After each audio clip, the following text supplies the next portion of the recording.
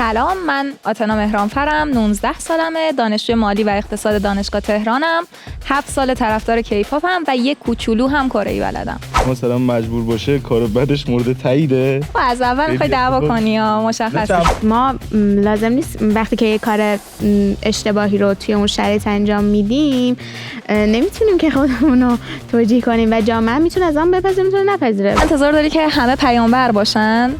همه ما یوزارسیف نیستیم و خیلی از ما شرایطی داریم که خیلی متفاوت از شرایط بقیه است. شاید هر کسی هم شرایط یوسف پیامبر رو می‌داشت، میگم شاید همون مسیر رو میرفت که ایشون رفتن. به صورت غیر عمد بنده رو میکشن. ایشون چیه؟ قاتله. به قاتله. هم که خواسته موسیقی کره رو رواج بده. خب حالا یا از قبل باب دل یه سری بیننده ها بوده یا از این به بعد باب دل یه سری بیننده ها میشه. من دارم میگم اینجا خواسته رسانه است که مهمه. بخوام انیمیشنی بسازم نمیام مثلا تیلور سویفت بذارم یا مثلا از اونور زشت‌گذاری استثنا ما در نظر نمیگیریم. ببینید شیاطین نشونمون داده بودن که نقشه‌نگار دارن. حالا یه ضد شیطان اینجوری شده دلیل نمیشه که نخواد. دقیقاً دلیل میشه. خودش تصمیم گرفتش که بره. و به نظرم همین میتونه شروع صحبت باشه که آقا کیپاپ به نظرم اینقدر بزرگ هست که نیازی به نتفلیکس نداشته باشه و به نظرم نتفلیکس هم اینقدر احمق نیست که بخواد بیاد کیپاپ رو تبلیغ بکنه. میدونی چی میگم؟ آقا یه داستان آبکی با چی اومده بالا؟ با کیپاپ اومده بالا. من بحثم اینجاست. یعنی ما توی ایران الان شما اصلا ایران رو نگاه کنید. یه فیلمی باشه راجع به سنتور و فلان و اینا، سنتور زنی باشه، ملت سر دست میگه آقا اصلا فیلم سنتوری.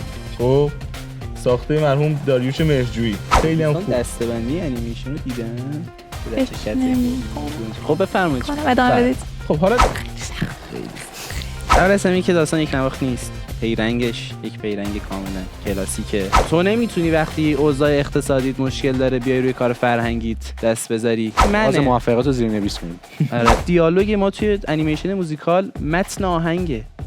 من شاید توی انیمیشن موزیکال نیام دیالوگ کنم با شخصیت‌ها و شخصیت پردازی اونقدر قوی نداشته باشم.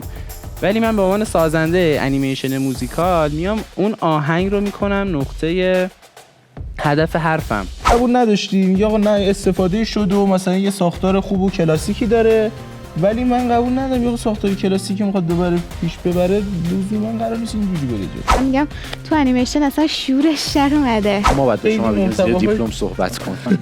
حتما باهاش برنا میبینم. خب پاشین بریم دیگه. تموم شد صحبت کن. حرف ما رو زدن. کلام آخر.